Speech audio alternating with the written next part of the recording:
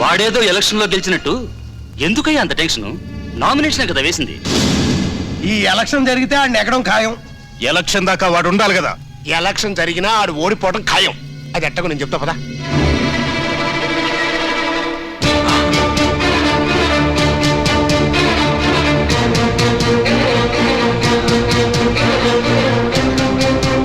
Boss boss boss boss bus, నువ్వు doctor అమ్మకి అన్యాయం చేసావని ఊరంతా వాల్పోస్ట్ అంటించారు.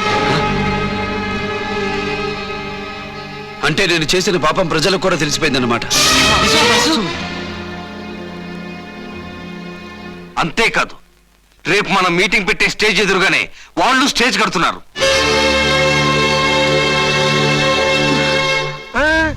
కంగారు పడకమ్మా.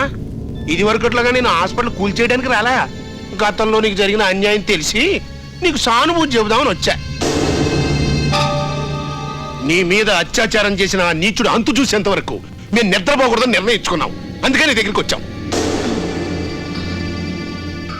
ఆ రోజు పెళ్లిలో నిన్ను వెనకేసుకొచ్చాడని, నీ హాస్పిటల్కి అండగా నిలబడ్డాడని, నీ పేరున గాజులమ్మ గుడి కట్టించాడని సెంటిమెంట్ గా ఫీల్ అయ్యి ఆని క్షమించద్దు డాక్టర్ అమ్మా. వాడు చాలా తెలియగలడు. నీ శీలానికి సమాధి కట్టి నీ గాజులకు గుడి కట్టించాడు.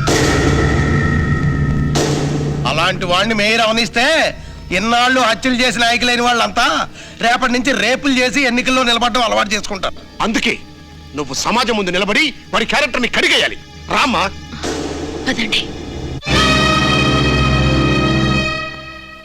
పాపా, ఏమిటా నువ్వు చేస్తున్న పని?